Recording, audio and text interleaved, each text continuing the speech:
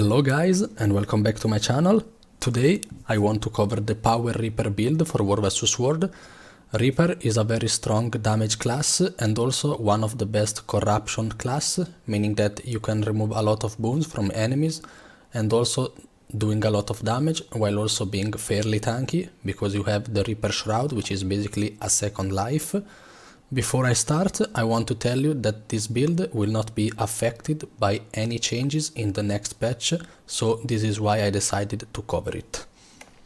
Let's immediately get to the build. We run Spite, Soul Reaping and Reaper. On Spite, we run Spiteful Talisman because we need the cooldown reduction for Axe and Focus because we use both of them. So also the 10% damage increase could be nice on enemies who have no boons. But still, most of the time the enemies will have some boons. They probably will die before you remove all the boons. So this is very good for the recharge reduction. Here we run Awaken the Pain. Might grants you more power and less condition damage. Also we gain 5 stacks of Might when we enter Shroud. So this trait works like this. Might normally grants us 30 power and 30 condition damage. With this trait we get 40 power and 20 condition damage. We don't need the condition damage, so at maximum might stacks we get 1k power instead of 750 with the normal 30 power might. So this is a very strong trait to do damage. Then here it's your choice. You can go close to death for 20% damage increase to enemies below 50% health. I recommend using this trait. Otherwise, if you need more strips, you can go Spiteful Spirit, strike foes around you when entering Shroud. So basically you enter your Shroud and an AoE will pulse around you once and it will deal 1 boon removal, and also if the enemies which are hit by this AoE, if they have below 50% health threshold, they will get another boon removed, so 2 boons. And this is very good in melee. You enter Shroud while you are inside the enemy Zerg and you will proc this and you will remove 1 or 2 boons from 5 enemies. This is nice to remove the boons, but the damage is kinda bad, so you should probably go close to death because 20% damage increase is huge. And also it helps you clip down the enemies which are low HP. On Soul Reaping we get Speed of Shadows. Entering Shroud grants swiftness and movement impaired condition, so you can enter Shroud if you have Immobilize, Chilling, Cripple, and you will automatically remove it without needing anyone else to do it for you, and also you get some swiftness. Then here we run Soul Barbs. Entering or exiting Shroud increases all damage you deal for a duration, 10 seconds free 10% damage, very good trait. And then we run Death Perception, gain increased critical strike chance by 15%, also gain increased critical strike damage while in Shroud. So when we are in Shroud we do 15% more damage, and also even when we are not in Shroud we get 15% critical chance increase. One of the best traits on the Reaper. On the Reaper trait line we run Relentless Pursuit, reduce duration of movement impairing conditions, additional reduction while in a Reaper Shroud. So this class highly relies on being not kited. So if you are always immobilized, cripple and shield, you will deal very low damage because most of your damage is melee while you are on your auto attack on the Shroud. So you need to focus on being as mobile as you can without renouncing to your good utility skills for damage. Then we have Soul Eater, striking foes within the range threshold. This increases strike damage and deals you for a portion of the damage dealt, so 10% free damage increase while you are 300 ranged, which is melee basically. Then we have Reaper Onslaught, gain ferocity and quickness while in Reaper Shroud, hitting with Life Rip, reduce the recharge time of Shroud skills. So basically we have perma quickness and 300 ferocity for the time we are in Shroud, and also the third hit of the auto attack of the Shroud will also reduce the cooldown of the other Shroud skills by 1 second. Here I will give you a quick demonstration of this trait. You go on cooldown on your skill 4, then auto attack, you see the cooldown reduction will proc. Your healing skill will be Your Soul is Mine, which is an AoE around you, which deals some damage, and also more damage if the enemies are melee around you. And also you will get some base life force and also some additional life force per hit, meaning that the more enemies you hit, the more life force you get. This is very nice because we highly rely on the life force, because most of your damage is while you are in Shroud. And also many modifiers are Shroud based, which is Death Perception, Soul Barbs, and also Reaper Onslaught. The next utility skill I want to cover is Nothing Can Save You. I will cover the wells together later. Nothing Can Save You is a big AoE around you, which is unblockable and will remove 2 boons from enemies and turn them into vulnerability. And also it will grant you 10 stacks of unblockable hits and also an additional unblockable attack stack per hit you give on the enemies. So maximum 15 stacks of unblockable. 3 targets, 13 stacks, you see. This skill is very powerful and also the cooldown is very low. And also it will deal a decent amount of damage, and also again you will deal 50% damage increase if the enemies are melee, which is 240, as you can see in the tooltip, 240 melee radius, and also is unblockable. Make sure to not get blinded before casting this, because it's very important to hit this so you can get your unblockable stacks. The unblockable stacks should be used mostly for your skill 3 from the axe, which is a big AoE around you, which I will explain later, and also for your greatsword skill 2, 3, or even 5 or even 4. They are all good for doing damage. They are bad because they are very slow and can be blinded or blocked, but if you are unblockable, they deal a lot of damage. So I would recommend using skill 3 on axe, or skill 2, 3, 4 and 5 on the greatsword, or if you want, Shield to the Bone, which is your shroud, which is your elite shout, which makes freeze all enemies around you, inflicting conditions on them, gain boons for each foe you freeze, deal additional damage and increase stun duration, and again additional boons when striking foes in melee range. So this is a big AoE stun. It's very good because also applies quickness on you per target you hit, and also stability. And also if the enemy has no stability, of course they get stunned for 3 seconds, and if they are melee, 4 seconds. So it's actually kinda huge to stun the enemies for 4 seconds inside a melee Zerg in War vs World. It means they are dead. It's a death sentence, basically. One thing you should be aware of is don't use your wells before using Nothing Can Save You, or even after Nothing Can Save You. These 3 skills should be used apart, like the wells together, and then after some seconds Nothing Can Save You. Why this? Because the wells are unblockable, but still they will consume the unblockable stacks from Nothing Can Save You. You see, I drop my wells, Nothing Can Save You, and my stacks go down from the wells, but the wells are already unblockable, so you should not waste the unblockable stacks from Nothing Can Save You for the wells. Use these stacks for the skills I already told you to use. Make sure you don't do this mistake, because it can be a game changer.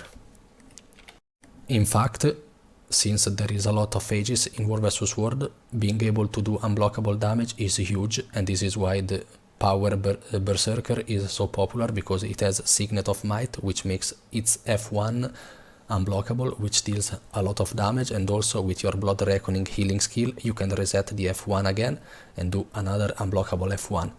And that is the main power of the Berserker, and why it's preferred to other classes, because it can really kill 5 people with 2 skills in a matter of seconds, and you cannot even block it.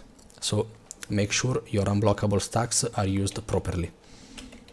Now let's cover the wells. Why are these skills so important? So this is basically a big AoE ranged, and also it's unblockable, pulsing damage. This is your Well of Suffering, and also applies 4 stacks of vulnerability per hit, meaning that 5 hits will be 20 stacks, which is huge. The most important part of this skill is that it can be coordinated on your Discord or TeamSpeak or whatever you use. You should coordinate your skills, your wells, all the necros, like the commander should call for the wells bomb, and then you should use Well of Suffering and Well of Corruption together on the enemies, so they get a lot of damage on them, and also a boon Corruption. The Well of Corruption is a 40 seconds cooldown skill, which is unblockable again, it's another well, and also will corrupt 1 boon per second from 5 enemies, so you can remove the stability and turn it into fear, meaning that your enemy will have its stability removed and most likely killed, because if you have a Zerg with like 15 necros with 15 wells, you you will probably kill the enemies which are stuck inside of them. Also, the wells should not be used randomly, so don't just use them when they are up again. Wait for them to be called by the commander. The commanders oftentimes can ask for which is the cooldown recharge on the wells. Are wells ready? If the wells are not ready, you wait. If they are ready, you wait for the commander to call using them. If the commander asks, the wells are ready, and you say yes, the wells are ready, of course, the commander will say maybe use them, and if he says so, use them. Otherwise, if he says okay, wait a bit, let's wait to get closer to the enemy, keep your wells. So if, let's say the enemies are there, the commander is going there, he calls for the wells, you use them, and you should immediately enter Shroud. So the wells will benefit from the Shroud modifiers like 300 ferocity here, 15 critical damage increase, and so on. So what you have to do on the Reaper is dropping your wells when called, and after you call them, you place them, you should enter Shroud to do damage with the Shroud skills and also to activate your proc modifiers. Let's take a look at the Reaper Shroud skills. The auto attack is a huge damage dealer in front of you. The 2 first hits will hit 3 enemies and grant you might and do nice damage. The third hit is a more ranged skill, it's 220, and also will grant you quickness, might and life force. And also with this trait right here, it will reduce the cooldown of the other skills on the Shroud by 1 second, which is huge. So make sure to always hit 3 chains of your auto attacks, especially because also you get additional quickness and life force, which helps you sustain your Reaper Shroud. This only happens when you hit the third hit of the auto attack. The next Shroud skill is the skill 2, which applies a long leap, and this leap will perform some hits during it, and also at the end it will perform an AoE around you, which deals a lot of damage. The smaller hits do not really high damage, but the final hit will deal a lot of damage around you. It's a very strong skill and also very low cooldown, and also it's a big leap which can help you reposition yourself to run away from the enemies or to get into them or to run back to your commander or to save yourself. Skill 3 will apply 20% damage reduction on you and also condition damage reduction on you, and also 3 stacks of stability. You press it, and then if you press it again, you will apply shield and fear onto your enemies. This is nice for the damage reduction and for the stability. And also, since it's free, you can use it again to fear the enemies, and maybe you will remove a stack of stability if you hit them. And also, if they don't have stability, you will also fear them, of course, which is your main goal. The skill 4 of the Reaper Shroud is your most important skill. It will deal a lot of damage around you very fast because you will have quickness from the Reaper Onslaught trait. You press it, a lot of damage around you, 300 radius around you, so this is better than your auto attacks because your auto attacks are only in front of you or maybe a bit on the side, and also the range is like 170. Instead, the skill 4 on your Reaper Shroud is 300 radius all around you, and you can also move while using it. It's a channeled skill, but still you can move. So it's very strong, and it's your main damage dealer when you are in Shroud, unless you have it on cooldown, and you should use your auto attacks. So the first skill you should use when entering Shroud is your skill 4, then auto attacks to reduce the cooldown of the skill 4 with the Reaper Onslaught trait. Last Shroud skill is your skill 5, which is a stun, but it deals 0 damage and it only hits 1 target, so you should probably never use it unless you have nothing left and you want the chill field on the ground to chill the enemies, or maybe try to stun one enemy. But still it's very slow on the cast, and you should probably prefer using other skills instead of the skill 5 on the Reaper Shroud. Now let's take a look at the weapon skills, which you probably already know, but I need to cover them for you.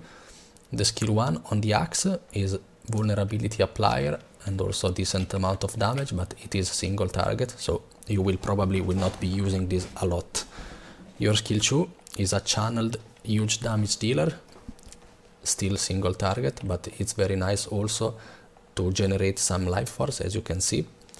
Then your skill 4 on the focus is a projectile which goes on the enemy and will grant you a huge chunk of life force, and also it has 2 charges. It's very hard to hit this because it's a projectile, and War vs Sword there is a lot of projectile mitigation, but still. Then we have your skill 5 on the focus, which is Spinal Shivers. Chill your target and remove up to 3 boons, dealing extra damage based on the number of boons removed. So make sure to use this skill when the enemies has 3 or more boons, because it can really deal like 20k sometimes. No, maybe 20k is too much, but like 15k on the squishiest class, and also you will remove 3 boons, which is huge. You can remove stability, might, fury, protection, or whatever else. The skill 3 on the axe is your most important skill on this weapon set here, because it's a big AoE around you. You press it, you see these hits on them, so the enemies which are hit by this skill will get 1 boon removed, and also they get a lot of damage by this skill. Also, if this skill hits an enemy which is below 50% health, it will proc another secondary explosion, which is the Unholy Burst, which is only 3 target by the way, but still, as you can see, the damage is kinda nice. Let's drop the enemies to below 50% HP, so we can see the Unholy Burst proc, which are kinda huge. Okay, we are almost there. You see, I press 3, first explosion, and then secondary explosion. Every secondary explosion can hit 3 targets, so if you hit 5 enemies which are below 50% health threshold, you will proc 15, like 5 secondary explosions, which can hit totally 15 enemies. So this is a huge skill. So, and also this is why it's very important to use it after nothing can save you, which makes it unblockable, so you are sure to not miss it. And also the cooldown is kinda low, and not only the damage is very good, but there is 1 boon removal, which is nice. No other skill can do this at the moment. The Greatsword has a very strong damage out attack, but it is very slow and very melee, so you shouldn't be using this most of the time. The skill 2 is a huge damage dealer around you, melee, 180 range, which is also a combo finisher whirl. And also, if you hit a downed enemy or an enemy which is below 50% health, it will automatically recharge. So let's take a look into it. Sorry. Okay, this enemy is 49%. You use your skill 2 and it's automatically refreshed, so you can spam it. This is very good to cliff down the enemies which are already downies, so you are sure to recover this. And if you have nothing left, you can just spam your skill 2, which is a huge damage dealer by the way. The skill 3, conjure a drill of dark energy on your blade and rend the armor of foes in front of you. You press it, you get a lot of life force and also apply vulnerability and huge damage on the enemy, but this is kinda slow and very melee, and also only 3 number of targets, so it's not the best skill, but still, if you have it ready, use it.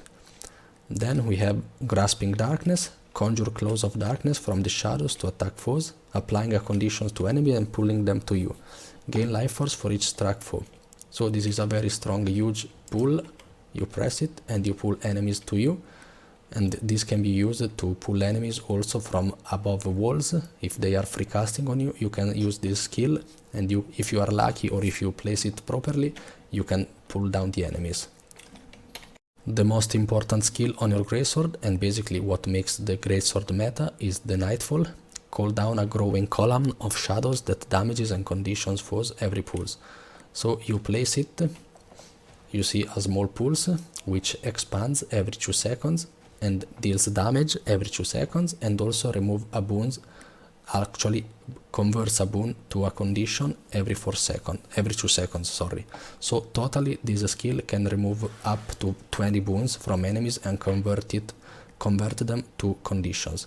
This is especially good because you can press it and then you can use maybe your wells and then you can enter shroud, and this skill will make the job for you. You press it on the enemy, wells, immediately enter shroud, you have your AoEs pulsing and they will benefit from your damage modifiers on the build, that perception, soul barbs, reaper's onslaught, and even other traits, sorry.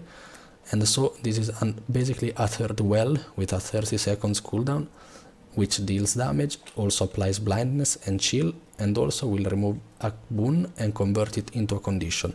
This is a very strong skill which makes the greatsword viable in War vs World. Otherwise the greatsword would not be so good, because other skills are decent but they are not really needed. The skill 4, which is Nightfall, is very good and should be cast together with the Ghastly Breach from the Scourge, and also together with the wells if you are melee. So keep in mind that your skill 4 is the one you must time better out of all the 5 skills on the greatsword. For the gears, just aim to reach 80% critical chance. I don't know if my setup is the best because I run Superior Rune of the Thief, I run a combination of Berserker, Marauder, Dragon, also some Valkyrie maybe, if I recall, but still just aim to reach 80 critical chance, because with Fury you will reach 100. So the rune is up to you. Maybe you can go Scholar and go more Berserker and more Marauder for additional precision. It's up to you. Personally, I run this: Berserker, Marauder, Dragon, Berserker, Berserker, and Valkyrie. You can see maybe it's not the most optimal setup. Just aim to reach 80 critical chance. On the axe, I run Superior Sigil of Frenzy because I need to recharge my skills, the skill 3 and also the wells, nothing can save you, and everything else. Then we have the Focus, which has Superior Sigil of Force for additional damage. Then on the Greatsword we run Superior Sigil of Force and Superior Sigil of Cruelty. I run both of them Marauder, but it's up to you. If your build needs more critical hits, critical chance, you run more precision, otherwise lower the precision. It's up to you, just reach 80% critical chance again. And then we have the Trinkets, which are a mix again, Dragon, Marauder, Valkyrie, whatever else. For the Relic, I've been trying the Relic of Norris. Basically, we get a stack of this boon once every 5 seconds, and also we can get an additional stack every 1/4 of a second when we corrupt a boon. So if you corrupt 1 boon per second, basically you can have 1 stack per second, and also 1 additional free stack every 5 seconds. You just need to be in combat. Once you reach 10 stacks, your character will be bigger, it will get bigger, and also you will get some boosts, which I will tell you. So you see 9 stacks right now, and then you see I'm bigger and I have this boon for 5 seconds. This boon has no cooldown, the stacks have no cooldown except the 1/4 of seconds. So this is how it works. You basically will remove a lot of boons from the enemies and you will get stacks of this, and every 10 stacks the stacks are consumed automatically and you become enraged, as you can see on Nuri's Hunger, and you will get this buff right here. We get damage to healing 10%, sorry, I think the wiki is wrong, or maybe it's different on War vs World. We get damage to healing 10%, meaning that the 10% of the damage we deal will heal us. Very good. Then we get damage increase 15% and also damage reduced by 10%. And if you are a good Reaper and you will corrupt a lot of boons, this thing will be almost permanent, because you will corrupt a lot of boons, you will get a lot of stacks, and you will refresh continuously this relic effect. So I think this is very nice. If you are not sure on how it works, or if you see you cannot keep up this relic, you should maybe go the Fireworks relics, which is very strong and also allows you to do more damage if you are not sure on the boon corruption. This is the Relic of Fireworks. Upon dealing strike damage using a weapon skill with a recharge time of 20 seconds or more, gain 7% strike damage for 6 seconds. So basically on Reaper this is a 7% strike damage permanent, because your skills with 20 seconds cooldown are Spinal Shivers. You can see here is 16 seconds, but it's because we have this trait. So the 20 seconds applies to the original cooldown. Then we also have the skill 4 on the Nightfall. You cast the Nightfall, every pulse will refresh the Fireworks Relic effect. Then we also have the skill 5 from the Greatsword.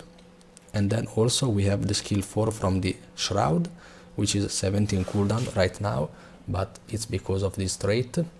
And then we have also the skill 5 from the Shroud, which is 25 seconds cooldown.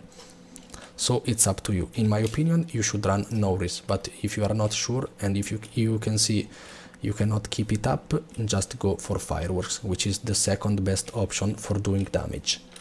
Otherwise, if you want more corruption, just go Relic of Cherus, which is the big eye pulsing around you and the corrupting boons from enemies. It's this one here. Now I will comment with you a gameplay clip I had with the Reaper, and I will tell you how to perform your bombs, how to use your skills. I will try to cover everything. I will do my best. So let's get into it. Right now we are in a ranged situation, so I try to pull enemies to me. I already saw an interrupt here, meaning that that enemy had no stability and they get pulled to me. They got down. Then I used my skill 4. It was kinda wasted, but I knew the enemies were going to go to us, so they basically walked into my skill 4, which is the Nightfall from the Greatsword. Then I cast my wells and I immediately enter Shroud. Once you have Shroud, you should use your skill 4, which is your most damageful skill, and also it deals damage around you. And also, once you use it, it goes on cooldown and you can go out attacking the enemies, and with the third chain of your auto attack, thanks to the trait we have, the Reaper Onslaught, we will reduce the cooldown of other Shroud skills, and so we will have a faster cooldown on the skill 4. Here I also used the skill 2, which is your mobility skill on Shroud, which also deals a lot of damage at the end of it. Right now I have no important skills ready on Shroud, because the skill 2 and the skill 4 are the most damageful skill. The skill 3 is just a stability for yourself and a damage reduction, and the skill 5 is a stun, which is only one target, so you should not be using this most of the time. So here I start out attacking everything and I finish my life force. Here I am in a bad position. I cast my well. I am panicking a bit because I thought I would die. And then Chilled to the Bone. Nothing can save you. Spinal Shivers. I build up already the full life force again. We are ready to clash again, I think. The enemies are coming to us. I try to pull skill 4 again, and then nothing can save you, you see. Basically I pulled the enemies to me. Skill 4 before entering Shroud, so the skill 4 will keep pulsing while I am in Shroud. Then nothing can save you to make my next hits to be unblockable. Next hits will be from my Reaper Shroud and also from the Nightfall, which I cast right now. Then skill 4, out attacks again, out attacks to reduce my skill 4 cooldown, and also your out attacks are a huge damage dealer. The only downside of it is that they only hit in front of you, while the skill 4 is around you. So if you have your enemies in front of you and they get hit from you very easily and they don't kite you, your out attacks are your best friends because they do a lot of damage. Otherwise, if the enemies are running or if you are running too and walking around, the skill 4 is the best damage dealer on Reaper. This is another very important clip to show you how strong the out attacks actually are. So let's get into it. I use my skill 3. Nothing can save you, immediately followed by the Chilled to the Bones. I didn't stun enemies, I think, but still I got a lot of stability and weakness. You get them even if you don't stun the enemies, you just need to hit them. This is why this skill is very good. Then greatsword, I immediately try to pull enemies to me. And then skill 4, I have my Well of Suffering ready. Okay, I kinda wasted it, but I used it to clip the enemies, which were down on the bridge, on this side of the bridge. So here we are running to the enemies, I got stunned. I use my Well of Corruption, Spinal Shivers. Well of Corruption is about to time out, so I use my Nothing Can Save You. I immediately use my skill 3 from the axe, so I know it's unblockable. I have 13 stacks of unblockable here. Then I enter Shroud and rush into the enemies with my skill 2 from the Shroud. A lot of damage there. Then skill 4, you see how much damage I did here. So this is why you should be using your skill 2. Even if you are alone inside the enemy Zerg, you are covered by your life force. So if you are sure the commander is about to go there, you can rush ahead together with other Reapers. You see skill 2, the enemies didn't expect this. I spin to win with my skill 4 now. You see 15k on this guy, 16k, a lot of damage. And then I cleave down the enemies with the auto attacks to recharge also the skill 4, which is up ready again, this is a very huge cooldown reduction here. Auto attack everything, you see how much damage the auto attacks can do. Skill 4 again. Then the Shroud ended and I immediately press my skill 3, which is very important. The first skill you should be using on your axe is the skill 3 whenever you can. You swap from a greatsword, skill 3 on the axe. You get back from the Shroud, skill 3 on the axe, if they are ready, of course. This applies also for your skill 5 on the greatsword most of the time, and also the skill 4, which are the most important skills. At this point the fight is just over, so let's see it again. Here I'm stuck, we're about to go. Well, the well is pulsing. Nothing Can Save You, skill 3. Then Death Charge onto the enemies. They are kinda scattered here, they probably already dead on the commanders, or maybe they are just pugs. They are not part of the enemy squad, maybe, I think, because you see the enemy squad is on the bridge, on the other side of the bridge. Then skill 4. Basically here I can say I killed them almost alone, because as you can see all this damage can down almost every class unless they are support. And then I go back to the downies. I have the cooldown reduction on my skill 4 again, and the fight is over.